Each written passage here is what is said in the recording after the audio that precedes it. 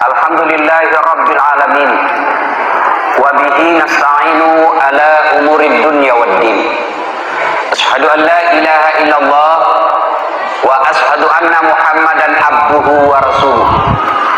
Allahumma salli ala Sayyidina Muhammad wa ala alihi wa sahbihi ajma'in. Amma ba'd. Faqad qala Allah subhanahu wa ta'ala fi kitabil karim wa huwa asdaul qailin. A'udzu billahi minasy syaithanir rajim. Bismillahirrahmanirrahim. Ya ayyuhalladzina amanu taqullaha haqqa tuqatih wa la tamutunna illa wa antum muslimun. Oke, assalamualaikum warahmatullahi wabarakatuh. Tadi ya, mari kita sama-sama menyimak tausiah dari Ustadz Dasat Latif ya. Luar biasa ya, Ustadz yang satu ini keren banget. Langsung kita lanjut simak videonya ya teman-teman. Semoga bermanfaat. Hai orang-orang yang beriman, wahai orang-orang yang beriman, bertakwalah engkau kepada Allah dengan sebenar-benarnya takwa, dan janganlah kamu mati kecuali dalam keadaan beragama Islam. Wa qala idzan Bismillahirrahmanirrahim. Ya ayyuhalladzina amanu dkhulu fis silmi kaffatan wa la tattabi'u khutuwatis syaitan innahu lakum aduwwum mubin. Wahai orang-orang yang beriman, masuklah engkau ke dalam Islam secara sempurna, dan janganlah engkau mengikuti langkah-langkah setan, karena sesungguhnya setan itu musuh yang nyata bagi kalian. Wa qala idzan Bismillahirrahmanirrahim. Innallaha wa malaikatahu yusalluna 'alan nabi. Ya ayyuhalladzina amanu sallu 'alaihi wa sallimu taslima. Sesungguhnya Allah dan para malaikatnya bersalawat kepada Rasulullah Muhammad sallallahu alaihi wasallam, maka wahai orang-orang yang beriman, bersalawatlah kalian kepada Rasulullah dengan sebaik-baik salawat. Shadaqallahul azim, maha benar Allah dengan segala firman-Nya. Ibu bapak, saudara-saudara sekalian, teristimewa takmir masjid, pengurus masjid yang kita hormati, Bapak Haji Ilham beserta keluarga yang kita hormati, terkhusus yang kita hormati juga Bapak Haji Sukriansa S. Latif yang ada di tengah-tengah kita. Beliau salah satu komisaris PT Pupuk Indonesia yang insya Allah dimuliakan dan dirahmati oleh Allah Subhanahu wa Ta'ala. Amin ya rabbal alamin. Salah satu dari 6 rukun iman mewajibkan kepada kita untuk percaya kepada akhirat. Artinya, tidak sempurna iman seorang Islam apabila dia tidak percaya kepada akhirat. Bahkan, kalau kita ingin mengetahui tingkat keimanan seseorang, maka lihatlah sejauh mana dia percaya kepada akhirat. Artinya, semakin tinggi kepercayaannya kepada akhirat, maka semakin tebal keimanannya kepada Allah. Sebaliknya, semakin tipis dan tidak percaya kepada akhirat, maka dia pun tipis keimanannya kepada Allah Subhanahu wa Ta'ala. Nah, Bapak, ketika kita berbicara tentang akhirat, biasa ada yang tanya sama saya, Ustadz, apakah itu kalau ada orang meninggal sudah otomatis sampai ke akhirat? Ya kau angkat mati langsung ditambah ke akhirat. Misalnya almarhumah ini, apakah ketika sudah meninggal otomatis sumpah sampai ke akhirat? Jawabannya belum. Untuk sampai ke akhirat itu ada pintu-pintu yang harus kita lalui. Untuk sampai ke akhirat itu ada tangga-tangga yang kita harus lewati. Tangga-tangga apa saja yang kita harus lewati untuk sampai ke akhirat? Pertanyaan inilah yang coba kita jawab pada taklim takziah kita kali ini, tangga-tangga menuju akhirat. Ibu bapak, saudara-saudara sekalian yang saya hormati, setidaknya untuk sampai ke akhirat itu ada 4 proses yang harus kita lewati. Berapa ibu? Berapa? Coba kita bandingkan mana lebih besar suaranya ibu-ibu dengan bapak-bapak. Berapa ibu? Tahu besarnya suaranya ibu. Berapa pak? Besar juga, masya Allah. 4. Ini oleh-oleh pulang pengajian. Oleh-oleh pulang pengajian. Kadangkala ada orang pulang pengajian tidak ada oleh-olehnya. Kecuali apa? Dos-dos. Kecil. Apa isinya? 1 jalan kote, 1 air. Belum sampai di rumahnya habis nih. Habis. Bahkan pulang pengajian tidak ada dia tahu. Ada pulang pengajian majelis taklim ibu ditanya, bagaimana pengajiannya? Oh, bagus. Bagaimana ceramahnya? Hebat memang itu Ustaz, jago. Apa nak bilang? Kulupan. Bahkan sepanjang pengajian mau WhatsApp saja kerjanya. Nah, ini ibu-ibu di belakang ini, Ustaz sudah ceramah masih juga pegang HP. Itu teman setan itu. Nggak tahu, saya serius ini. Ada juga kita sudah ceramah dia juga masih gesek-gesek. Katanya mau dengar ceramah, WhatsApp saja nak urus. Simpan dulu ceramah, simpan dulu itu HP tak, simpan dulu. Bu, ibu, simpan dulu. Yang berwhatsapp, bermedsos selama Ustadz ceramah kita doakan suaminya kawin lagi. Simpan dulu balik. Dengar dulu ceramah. Ada juga itu pura-pura foto. Padahal dalam hatinya dia kohe HP baru. Saya itu kalau ceramah nak dipoto kan, aku suka. Berhentikan dulu. Kalau tiba-tiba saya ceramah langsung foto, saya berhenti dulu. Ibu bapak, saudara-saudara sekalian yang saya hormati, mari kita bahas tentang tangga atau pintu untuk sampai ke akhirat. Pintu pertama kalau kita mau sampai akhirat harus kita lewati apa? Sakaratul maut. Itu dulu yang harus kita lewati. Apa itu sakaratul maut? Orang Bugis bilang ipamadan. Ya? Bagaimana orang menghadapi sakaratul maut? Kondisinya ketika sakaratul maut tergantung amalnya.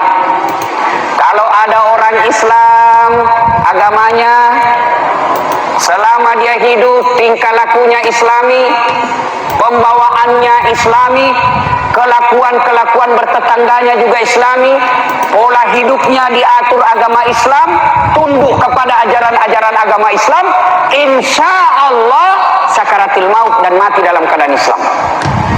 Sebaliknya, kalau ada orang agamanya Islam, tingkah lakunya panrasu-rasu, perbuatannya tidak Islami, pola hidupnya jauh dari Islam, maka matinya nanti tidak dalam keadaan Islam. Kalau ada orang waktu hidup agamanya Islam, pagi-pagi mendomeng, duhur lama sih, pergi lagi mendomeng, asar ciki, pagi sih, maghrib itu juga nak kerja, selesai isya pergi lagi mendomeng. Ini nanti kalau mau mati kasih pegang domeng, enak nih matinya itu. Kalau ada ibu-ibu pagi-pagi gosip, tengah hari cek and recheck, sore lagi kabar-kabari, mau maghrib silet, tiada kabar yang tidak kami kabari karena kami adalah kabar-kabari, mengupas setajam silet.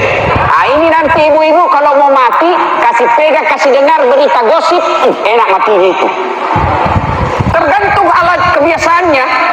Ketika ada orang waktu hidup dia baik agamanya, betul-betul Islami pola tingkah lakunya, insya Allah sakaratul mautnya aman. Bu, saya ini kerjaku penceramah.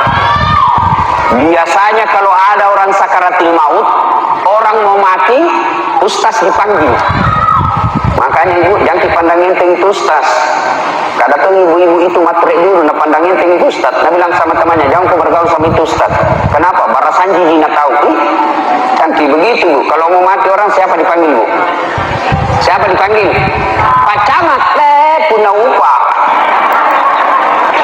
Nah, tim sukses di waktu pilgub, tim sukses di waktu pilkada, mau mati, datang itu yang kita bantu. pilih nih, nama Leni. Siapa yang kita panggil? Siapa? Ustaz. Nah, biasanya yang saya lihat, pengalaman saya melihat orang sakaratil maut, macam-macam modelnya, tergantung amalnya. Ada pernah kejadian di rumah sakit Wahidin Sudiro Husodo Makassar. Sudah lebih 1 minggu sakaratil maut, tidak mati-mati. Ingat, kalau ada orang lama sakaratil maut, lama itu disiksa. Mati tidak, hidup tidak.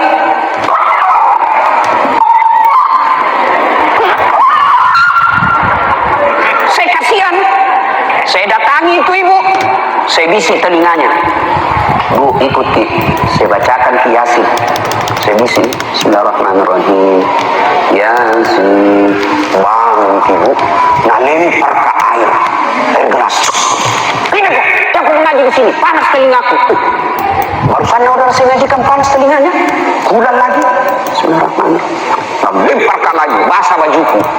Saya sadar. Ini ada pasti hikmahnya. Ini peringatan dari Allah. Saya tinggalkan. Sebelum saya keluar ruangan, saya tanya ibu anaknya, Bu, pintar di mengaji itu mama kak? Dia bilang, oh itu mikodo mama Ustaz. Mama ajiku tidak nak tahu mengaji. Haji tidak nak tahu mengaji. Ini minikana haji kajili-jili. Banyak ini begini. Haji tidak tahu ngaji. Kenapa dia pergi tanah suci? Bukan karena mau memperbaiki agamanya, tapi apa? Status sosial.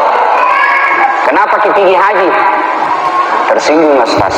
Kalau ada pengantin di belakang duduk. Bagian cuci piring. Kalau haji kisah, jolok ibu haji. Ini tosi sebagai, ini haji begini, ini nanti hati-hati. Pergi tanah suci karena status sosial. Sakaratil maut tidak bisa. Kenapa? Karena memang waktu hidup tidak tahu ngaji. Ada lagi orang bu, sakaratil maut. Saya baru bisik, Bismillahirrahmanirrahim. Yasin. Langsung dilanjutkan. Dia ikuti sampai ayat 83. Kemudian dia tenang-tenang meninggal. Dua yang saya lihat kisah nyata ini. Ada yang tidak bisa ngaji, ada yang masih dibisik, langsung dia selesaikan. Dua hal yang berbeda menunjukkan kebenaran pepatah yang mengatakan Allah bisa karena biasa. Kalau terbiasa hidupnya Islami, terbiasa dia selalu zikir, terbiasa dekat dengan Allah ketika sehat, maka insya Allah sakaratil mautnya pun dekat dengan Allah. Tapi kalau waktu sehat tidak dekat Allah, maka biar dibisik tetap tidak bisa syahadat. Ibu-ibu mau mati dalam keadaan Islam? Mau mati dalam keadaan Islam? Mau. Ini resepnya. Kalau mau sakaratil maut tenang, satu, jangan biasakan makan barang haram. Jangan biasakan makan barang haram. Jangan biasakan makan barang haram. Ini penting kita mati dalam keadaan Islam. Karena belum tentu kita bisa mati dalam keadaan Islam. Itu hampir setiap Jumat khatib ngomong dan bacakan itu ayat. Ini tadi saya bacakan awal ceramah saya. Ya ayyuhalladzina amanu taqullaha haqqa tuqatih. Wahai orang-orang yang beriman, bertakwalah kalian kepada Allah dengan sebenar-benarnya takwa. Wala tamutunna, dan janganlah kamu mati. Ajak lalu kasihmu mati. Jangan sekali-kali kamu mati. Illa kecuali wa antum muslimun, dalam keadaan beragama Islam. Ayat ini Allah sampaikan kepada kita melalui khatib dan mimbar Jumat. Kenapa? Allah seolah-olah ingin mengingatkan kepada kita, dah saat kau lahir dalam keadaan Islam, kau dihitan dengan agama Islam, kau nikah dengan agama Islam, tapi belum tentu kamu bisa mati dalam keadaan Islam. Berarti Ustaz, adakah orang Islam matinya dalam keadaan kafir? Ada. Contoh gini ya, contoh jangan kita tersinggung nah. Pedagang. Ada pedagang di sini? Banyak. Dengarti. Jual sarung. Berapa harganya sarungmu? 100.000. Mahal ya? Lebih. lagi nak modal itu kasih kok. Karena sama-sama ke orang pangke 100 walek kok. Kalau bukan ke orang pangke 150. Modal ini ku kasih kok. Dia bilang modal padahal ada untung. Nipu pembeli haram. Wa ahallallahu bai'a wa harrama riba.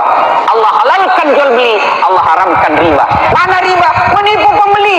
Akhirnya dia beli itu tadi 100.000, padahal sudah ada untung. Dia bilang modal 10.000 di situ untungnya. Dia bilang modal 10.000 itu haram karena kita menipu.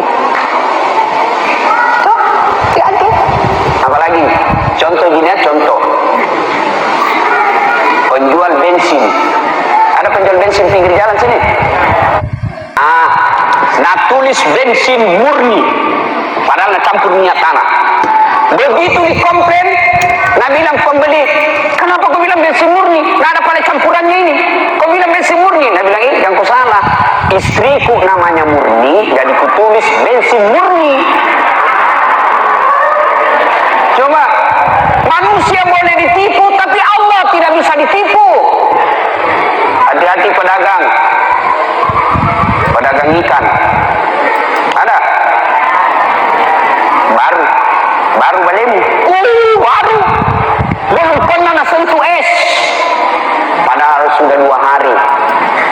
Nipu pembeli. Ibu mungkin dapat untung, tapi untung itu riba karena nipu pembeli. Mana lagi? Anak muda. Ada anak muda di sini? Ada? Anak muda saweran, ayo 5.000 pertama, 10.000, 30.000, cukup 50.000. Nah bilang apa dibeli? Jamu ke vodka, mahal, udah cukup dibagi-bagi. Apa? Lem box campur lem tikus. La ilaha illallah. Anak muda sekarang nggak tahu kata tambah pintar atau tambah beleng. Masa lem tikus dia pilih isap, nah tambah lem box. Minum ballo, naik motor. Bayangkan Pak, kalau orang mabuk naik motor, orang mabuk setengah, ini yang rasu-rasu ini. Mabuk setengah, nah ambil motornya, pergi jalan raya. Mabuk setengah naik motor, dia listriknya kira aspal. Mati kafir kok. Kenapa? Ada khamar dalam perutmu. Makanya saya bilang sama anak-anak mahasiswa saya, silakan jadi anak gaul, silakan jadi anak band-band, silakan jadi anak apa saja, anak band-band, anak gondrong-gondrong, anak skater, anak futsal, anak musik-musik, silakan. Tapi jangan kau dekati namanya minuman keras. Satu-satunya minuman keras, misalnya yang tidak boleh, vodka, whisky, Jennifer, Donald, topi miring, malu AC. Kenapa kau tahu? Kamu membaca kah?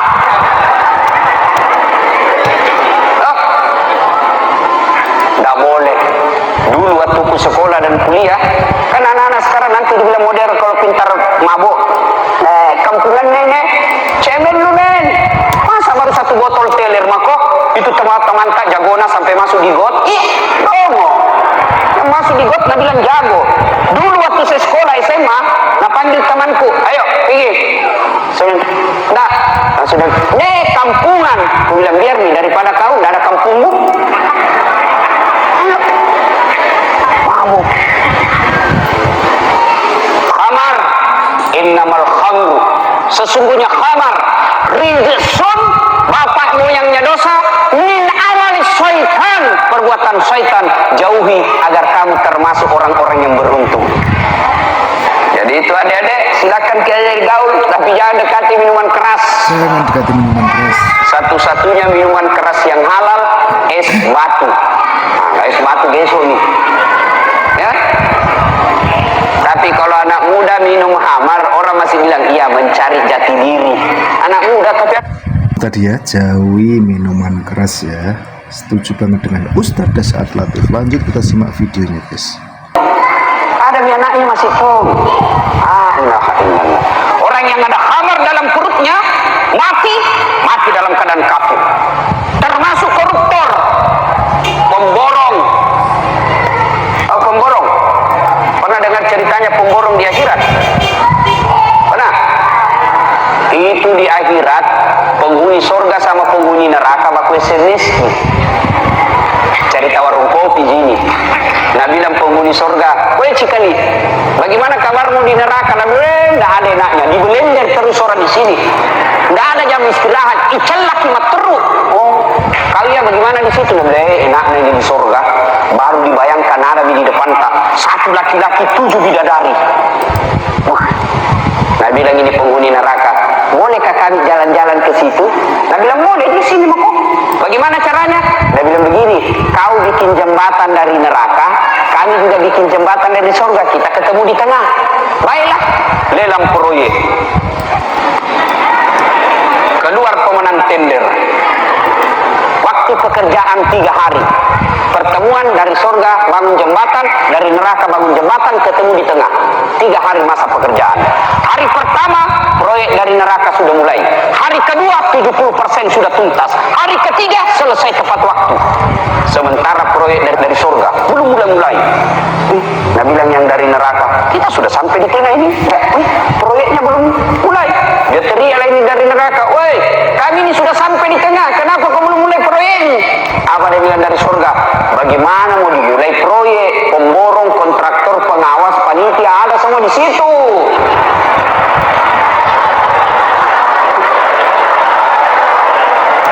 Di sini kasihan penghafal Quran, tidak tahu kalkulator, selalu salah hitung, tidak tahu sendeng. Bapak saudara-saudara sekalian, siapa lagi yang bisa mati dalam keadaan kafir dan tidak dijamin keislamannya? Jangan marah, jangan marah. Oknum penegak hukum. Ada anak sekolah buru-buru pergi sekolah, nah, balap motornya, tiba-tiba dia langgar rambu lalu lintas, ditangkap. Kenapa kau langgar itu? Kau tidak lihat rambu-rambu? Saya lihat ji Pak. Kenapa kau langgar? Saya tidak lihat nih. Bayar kok. Bayar, dia bilang berapa? 50.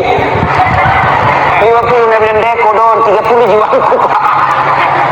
Kau sudah tidak ada uang melanggar lagi. Sudah nih, mari itu 20, ambil kau 10.000. 20.000 hasil sogok. Dia pergi makan coto. Pas makan coto keluar disambar sama mobil. Mati dalam keadaan kafir. Kenapa? Ada barang haram dalam perutnya. Nauzubillah min dzalik. Maka ibu bapak saudara-saudara sekalian, itulah hikmahnya kenapa Allah selalu ingatkan kita di Jumat melalui khutbah Jumat. Jangan sekali-kali kamu mati kecuali dalam keadaan Islam. Nah, oleh karena itu kita harus berusaha matinya dalam keadaan Islam. Bagaimana caranya Ustaz? Satu, supaya kita bisa mati dalam keadaan Islam, banyak-banyak berdoa. Ya Allah biha, ya Allah biha, ya Allah bihusnul khatimah, ya Allah biha, ya Allah biha, ya Allah bihusnul khatimah. Ya Allah berikan saya kemampuan, kesanggupan matinya dalam keadaan husnul khatimah. Itu kita minta doa. Maka bapak-bapak ini yang sudah tua-tua, yang sudah pensiun, sudah putih rambutnya, sudah dijamati lagi minta, ya Allah tambahkan jodohku. Sudah nih tua magi, lobek magi, ya. Apa paling kita minta? Ya Allah berikanlah kesanggupan saya mati dalam keadaan Islam, sempurnakan saya menghadapi sakaratul maut. Ada doa dalam buku tahlil. Itu ibu majelis taklim biasanya hafal ini.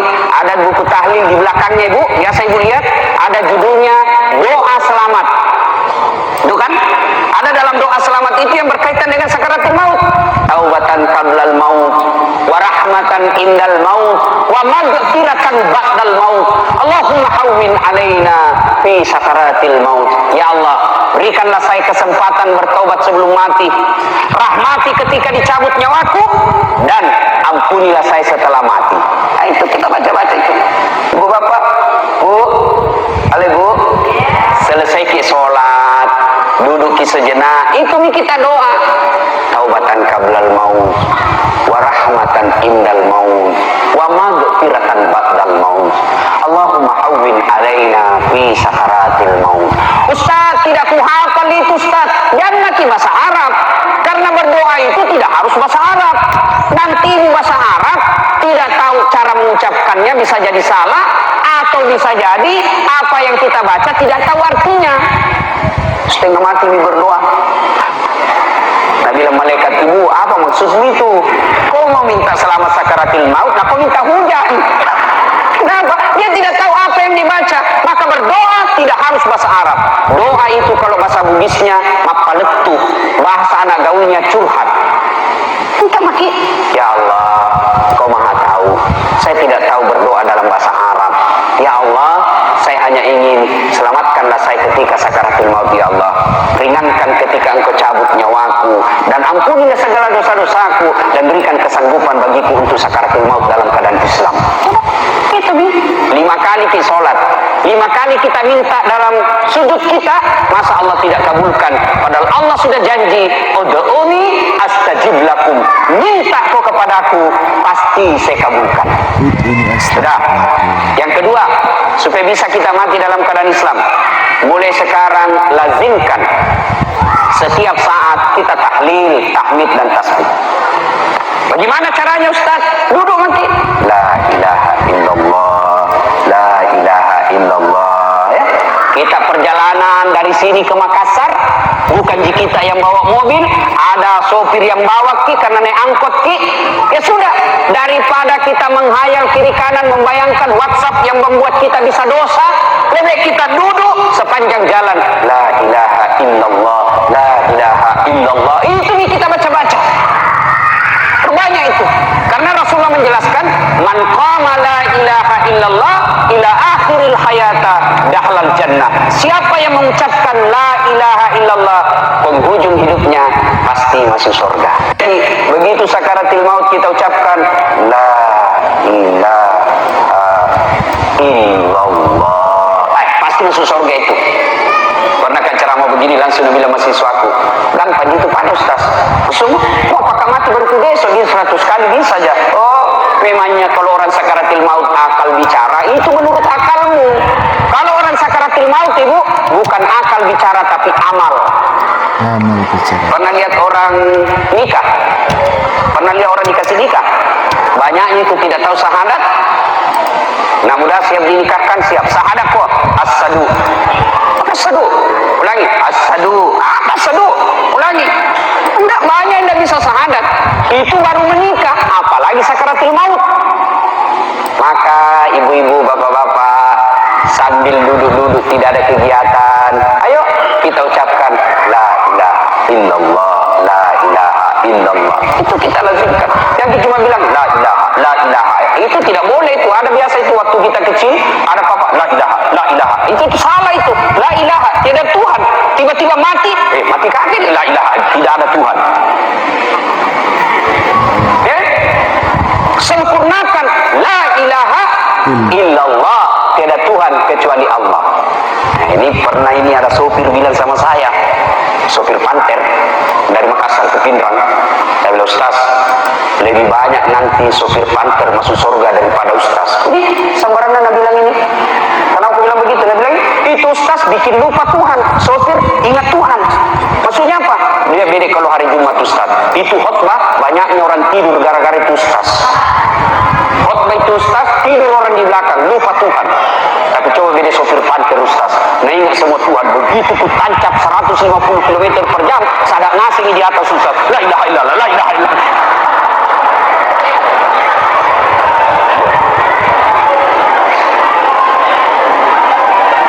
Ya Bapak, saudara-saudara sekalian. Dah.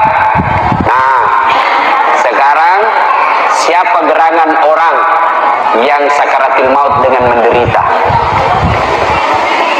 Siapa gerangan orang yang paling susah menghadapi sakaratil maut?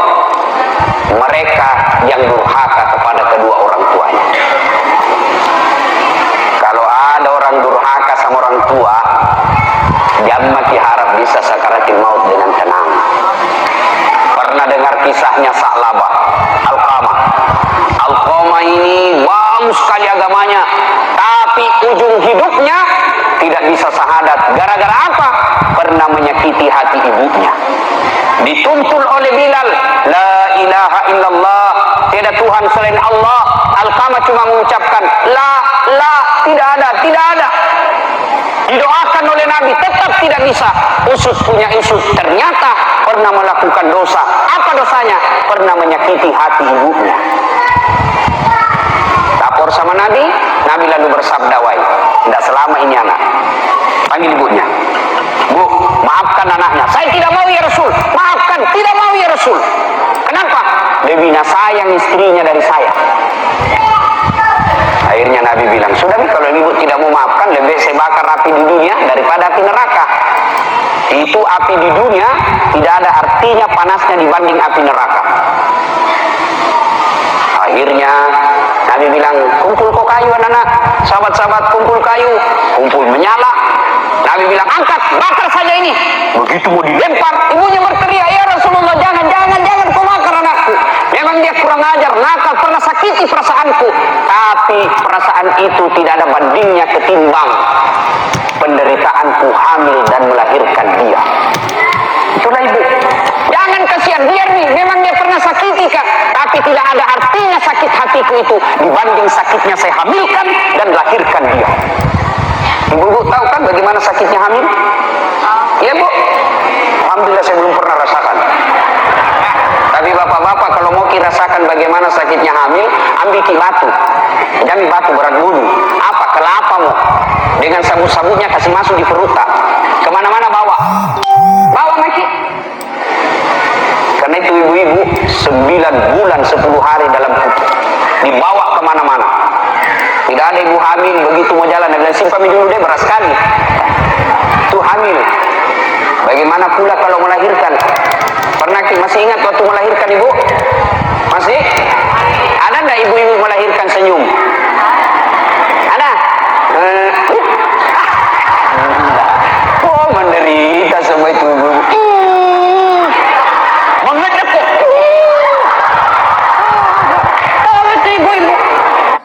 Hanya waktu melahirkan toba mak, enggak mau lagi hamil. Terakhir ini Pak, mak 5 bulan kemudian. Nah, akhirnya apa?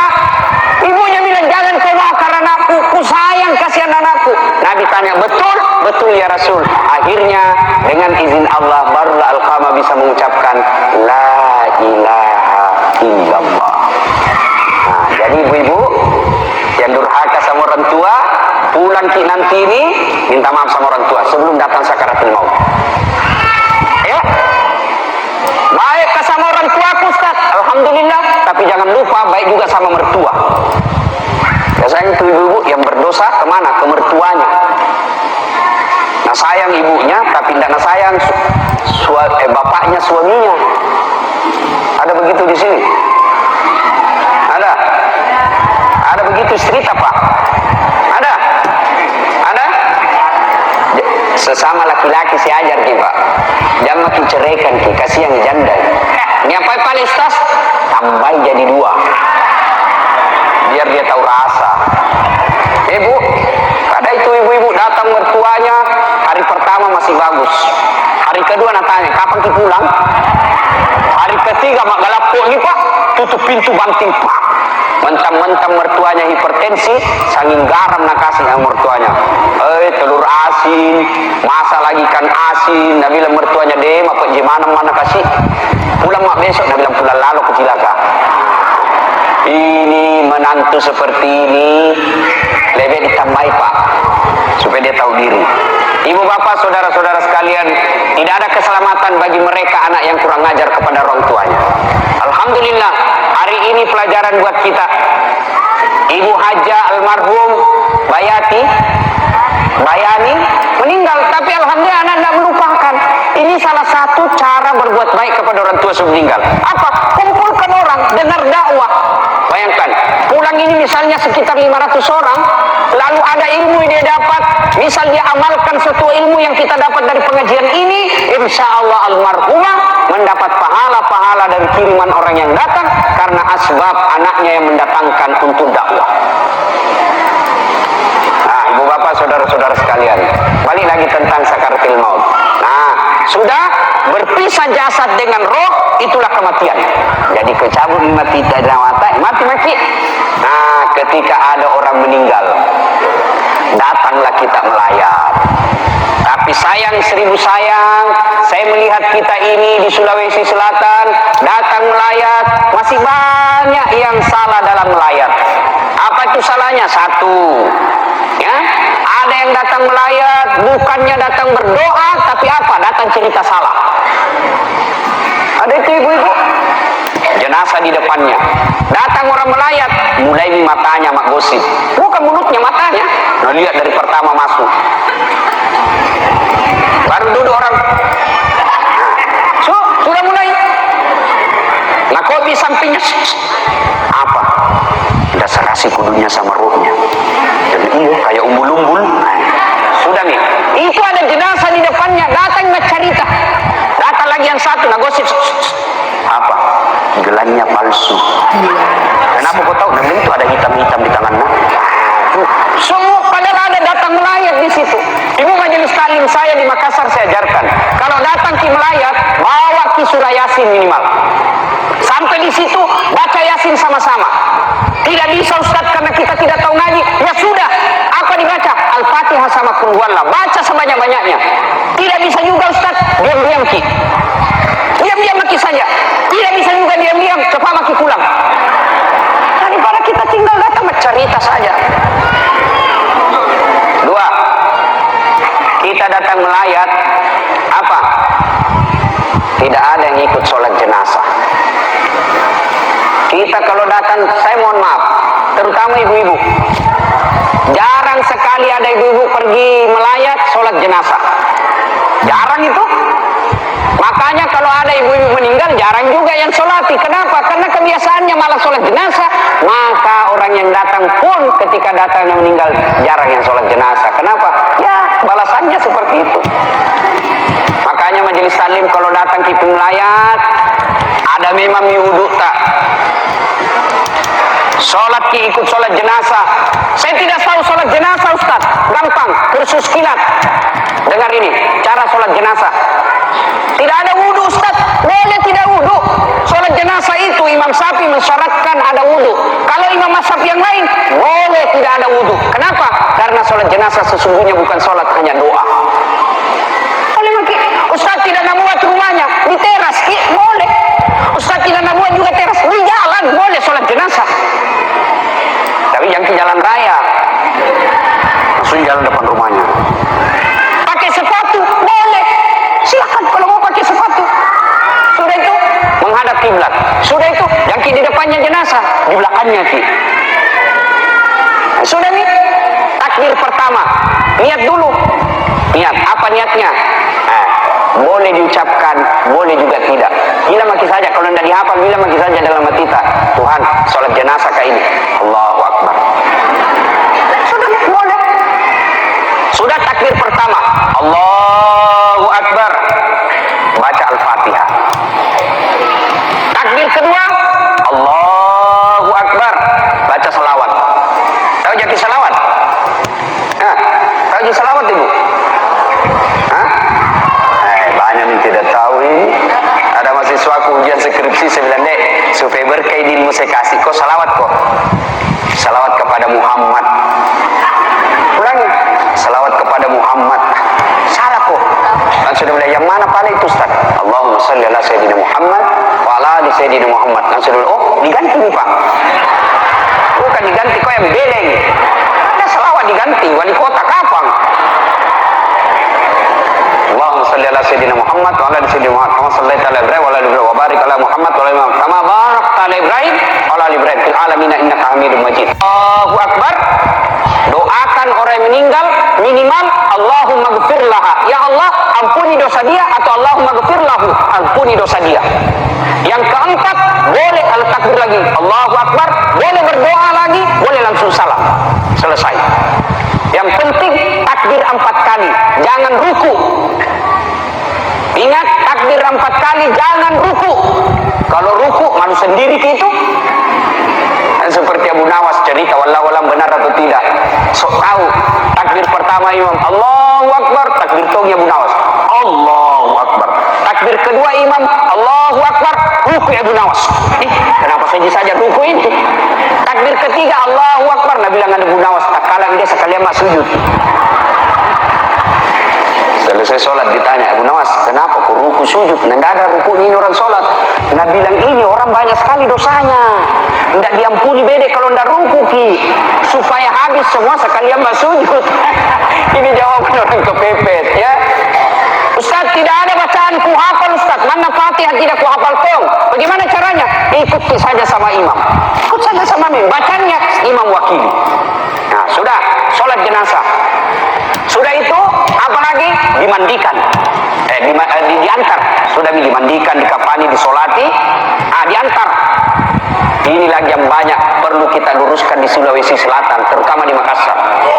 Orang ngantar jenazah itu di Makassar pemalla-malla. Biasa orang ngantar jenazah, kaget itu orang dari Jawa. Apa itu? Kira supporter PSM, ternyata orang ngantar jenazah. Coba lihat orang ngantar jenazah. Naik motor, bonceng 3, di depan itu gondrong. Nah buka bajunya, baru nak kipas. Orang mati. Wah, minggir kok. Ilaha illallah. Mau nak corek mobilnya orang, nak lempar. Kalau ngantar jenazah begini caranya, siapa yang mau doakan kita? Saya kalau pergi ngajar ke kampus UNAS, tiba-tiba ada orang diantar jenazahnya, orang meninggal, bagus caranya ngantar jenazah. Biasa saya pinggirkan mobil, bacakan Fatihah yang mengantar, bacakan Fatihah jenazah yang diantar. Kalau dia bikin takut-takut, tidak aku doakan. Makanya kalau ada jenazah mau diantar, keluarga pidatoki dulu, sampaikan kepada pengantar. Saudara-saudara sekalian, terima kasih atas duka yang Anda sampaikan semua. Terutama adik-adik remaja, anak muda yang naik motor, tolong kasihan, jangan menambah duka kami dengan hura-hura di jalan. Kami dalam berduka jangan lagi mempermalukan dan menghina kami, menambah duka kami dengan mengganggu pengguna jalan. Jangan makin buru-buru. Tak usah buru-buru. Kenapa mau buru-buru? Liangnya sudah siap, jenazahnya juga tinggal dikasih masuk. Untuk apa lagi buru-buru? Ada lagi yang bilang, kalau terlambat Ustaz, disiksa orang mati. Bisa itu kita yang kasih terlambat orang mati disiksa. Ayo, tidak usah buru-buru. Ngantar jenazah, lebih kita tahlil. La ilaha illallah, la ilaha illallah. Itu di Makassar saya lihat, itu ada 3 orang dewa di jalan raya. Pertama, pengantar jenazah. Oh, ini kalau pinggir. Yang kedua, supporter PSM. Baik rewa juga ini. Apalagi kalau dikalah, minggir memang begini. Yang ketiga paling rewa, pemadam kebakaran. Kalau pemadam kebakaran, biar supporter PSM mundur tongi. Ya mau itu nak tabrak gratis kok. Nah, sudah. Ini lagi yang perlu diluruskan. Sampailah kita di area pemakaman. Berapa banyak orang sampai di area pemakaman bikin dosa. Kenapa? Dia injak-injak kubur. Sampai di area pemakaman, maka kita disunnahkan mengucapkan Assalamualaikum ya ahlal kubur. Semoga keselamatan bagi kalian semua, wahai penghuni kubur. Bagaimana kalau padat kuburan Ustaz? Jangan lagi masuk. Ini biasa banyak orang mengantar jenazah sampai di area pemakaman, nah injak-injak kuburnya itu. Tidak boleh. Ada yang sampai duduk-duduk di atas kubur sambil merokok. Sudah sampai di area pemakaman, kasih turunlah jenazah. Turun jenazah, dimakamkan. Sudah dimakamkan, selesai. Tiba-tiba ada yang bilang, mana air, bunga. Mana cucunya? Siram cepat nenek muna, siram nenek lu.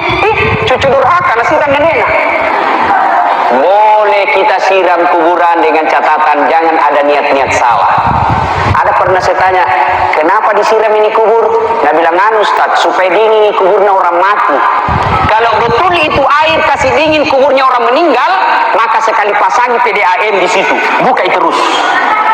Nah ada, biar kita kasih banjir kalau orang durhaka, panas kok di dalam. Nah sudah, kembali pengantar, masuklah kita di proses kedua. Tadi sakaratul maut pertama, yang kedua alam kubur. Di alam kubur banyak yang salah paham. Dia bilang, Ustaz, di kubur bedek orang tidak disiksai, di neraka pi bedek. Siapa ngajar ki?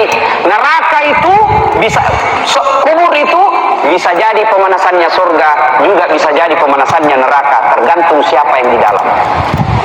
Kalau orang baik agamanya, maka dia ditidurkan seperti tidurnya pengantin baru. Kalau orang jahat, maka diberikan memang pemanasannya neraka. Ilustrasi, contoh sederhana, tapi tentu jauh dari ini. Yang sebenarnya hanya sebagai penggambaran saja. Pernah ki jalan kaki di jalan raya panas. Tiba-tiba mau ki masuk di masjid ini yang penuh dengan AC, dingin, belum pakai masuk di dalam, baru dibuka pintu, langsung enak dirasa, nah ini namanya dingin. Padahal belum masuk di dalam. Sebaliknya, kita lagi masak, tiba-tiba itu api, besar apinya, kita dekat, pasti apinya sudah napanasi muka. Kurang lebih seperti itulah gambaran di kubur nanti. Kalau orang baik, hawa-hawana surga sudah senter dia. Orang jahat, hawa-hawanya neraka sudah bakar dia. Cuma ada pernah ini cerita, wallahu alam benar atau tidak, cerita ini penjual gogos. Tahu gogos? Tahu gogos? Pulang ceramah, langsung dia bilang sama istrinya, Bu, besok-besok kalau mati kak, jangan kubungkus kak kain kapan nah. Kenapa? Banyak pertanyaan, jenazah kain kapan, nah, tanya ke malaikat. Jadi apa? Bungkus mak saja daun pisang, supaya dikira kak gogos, tidak ditanya mak. Akhirnya meninggal dibungkus betul daun pisang, bungkus daun pisang. Sudah tanam, pergi semua pengantar, datang malaikat. Langsung dia lihat, gogos, bakar ki. Udah langsung ditanya, langsung dibakar. Motor lolos. Itu Bapak saudara-saudara sekalian. Nah, kembalilah seluruh pengantar, maka datanglah malaikat. Datanglah malaikat. Maka begitu datang malaikat, pertama sekali yang ditanya kita ada 5 hal. Datang malaikat, pengantar sudah kembali, batumi malaikat. Ini orang meninggal, orang baik agamanya. Kata malaikat langsung ditanya, Marrabuka, siapa Tuhanmu? Karena dia baik solatnya, maka solatnya akan menjawab, Allahu Akbar. Bilang malaikat, jago, barusan sudah apa ini? Ditanya lagi, Man nabiyuka, siapa nabimu? Solat menjawab lagi, Asyhadu Allah ilaha illallah wa asyhadu anna Muhammadar Rasulullah. Dan sebelum malaikat, tahu tambah jago, anak lemak kangnya. Akhirnya malaikat mau melapor kepada Allah. Ya Allah, ada hambamu saya tanya, Marrabuka. Allahu Akbar. Oh itu orang baik sembahyangnya itu. Bukan dia yang jawab, tapi solatnya. Karena dia baik solatnya, tidurkan dia untuk menunggu hari kiamat seperti nikmatnya tidur pengantin baru. Pernah dirasakan tidur pengantin baru, Pak? Pernah? Enak itu di sampai-sampai ada yang selalu mau ulang. Itu kalau bagus agamanya. Tapi kalau tidak beres agamanya, tidak bagus sholatnya, datang malaikat nak goyang memang palu-paluna. Dia bilang, sallu mau kukutayan silaga. Kau itu jadi dulu cara kamu dulu. Ustaz dasar ceramah kau mau WhatsApp jago. Itu ngumah kau. Begitu datang ditanya, mana buka siapa Tuhan? Tak bangkai langsung bilang, tunggu dulu orang baru datang. Mana malaikat erotoni nageaki. Ini karena ibu-ibu tukang gea ini. Ditanya lagi, mana biuka? Mana buka? Siapa Tuhanmu? Dan sudah bilang, ketuhanan yang Maha Esa. Langsung dipatap pasah. Langsung dipatap pasah. Nah ibu bapak saudara-saudara sekalian, alam kubur bisa jadi pemanasannya surga, juga bisa jadi pemanasannya neraka.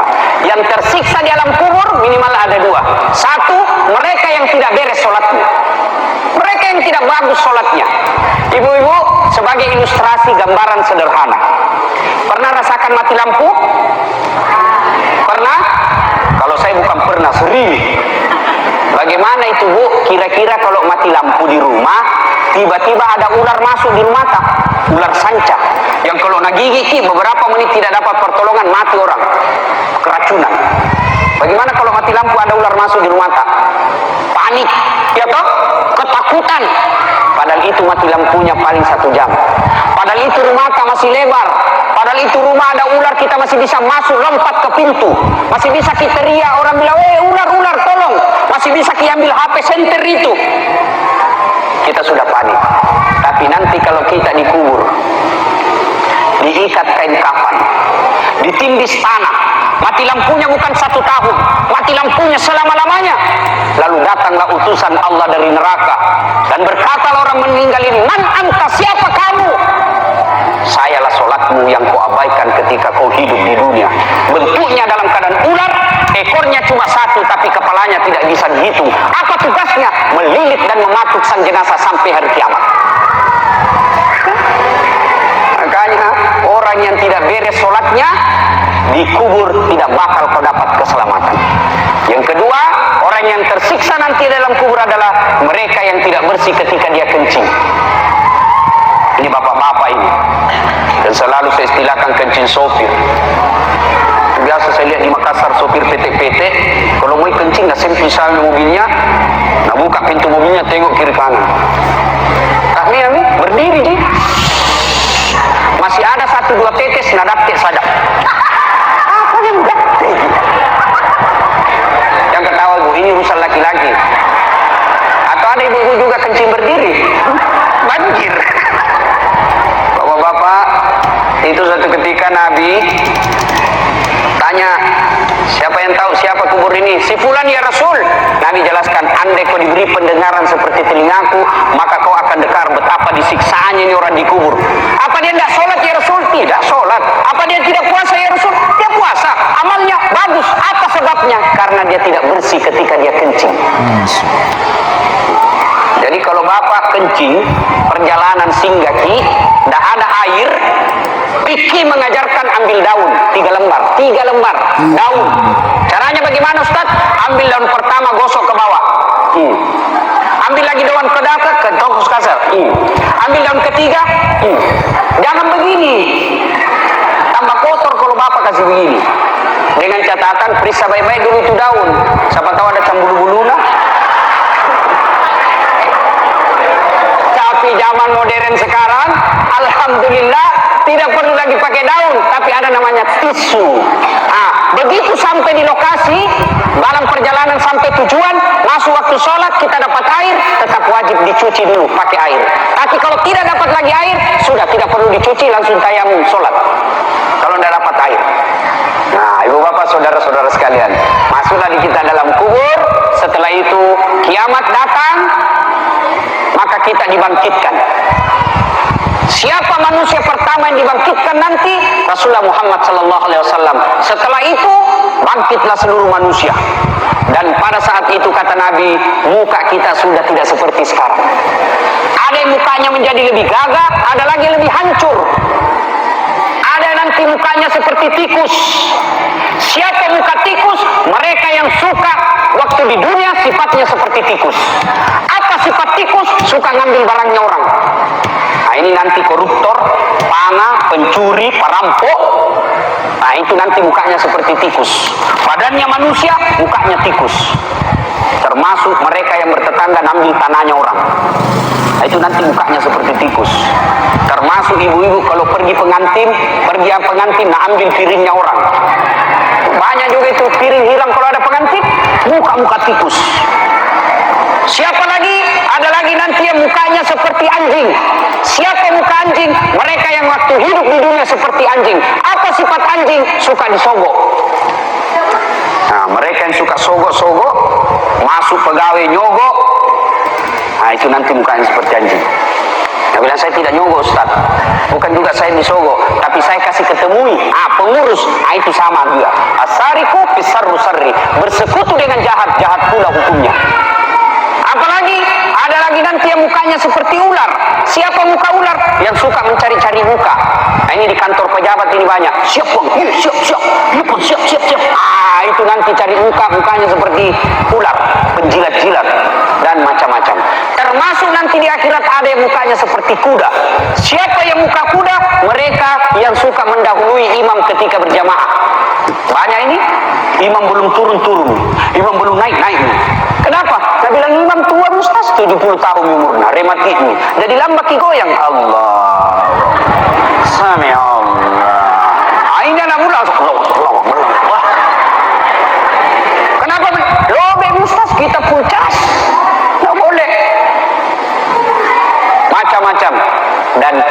itu seluruh manusia dikumpul. Allah siapkan untuk menunggu ketika kita mau dipanggil di antri satu demi satu diadili. Bayangkan ibu bapak, pernah bayar listrik ngantri atau bayar air ngantri, padahal ngantrinya masih dalam gedung, masih ada AC-nya, masih loketnya beberapa. Ngantri kita, biasa kita marah kalau ada yang lambung ki. Biasa kita menunggu 1 jam sampai jengkel. Di padang mahsyar nanti satu loket. Berapa manusia yang ngantri dari Adam sampai kiamat dunia? Dari Adam sampai kiamat berapa triliun manusia? Maka dipanggillah kita satu demi satu. Siapa dulu dipanggil Ustaz? Mereka yang duluan mati? Tidak. Siapa dulu Ustaz? Umatnya Nabi Muhammad dulu, tapi itu pun umat Islam berapa jumlahnya? Siapa dulu yang dipanggil umat Islam? Mereka nenek yang duluan mati? Tidak. Siapa? Nama-nama Islam dulu. Abdurrahman, Abdul Jabbar, Siti Fatimah, Aisyah, Das'at Latif. Itu dulu dipanggil.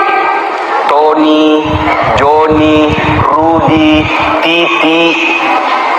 Ayo mau dari mana kok? Dipanggil tonje tapi lama. Makanya kasih nama-nama yang baik anak. Panggil satu-satu.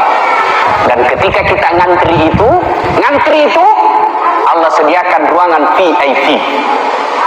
Sambil nunggu kita diadili, Allah sediakan ruangan VIP.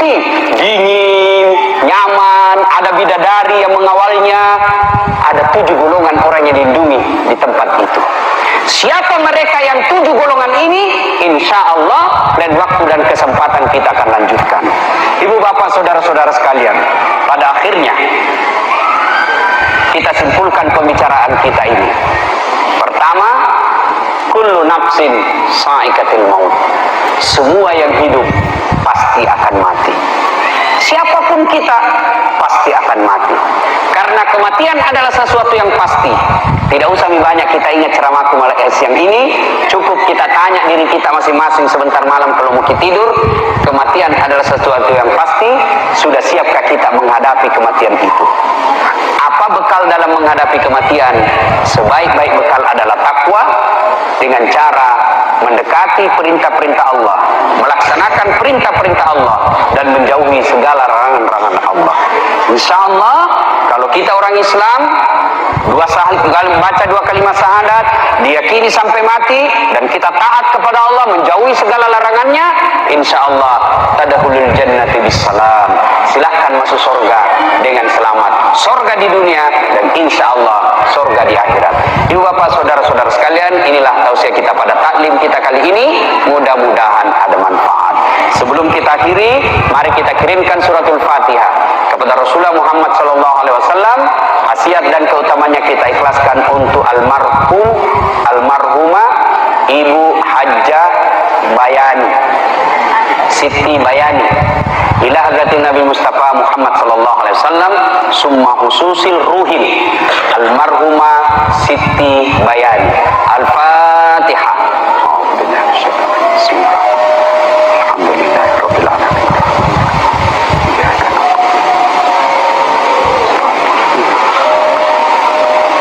Amin.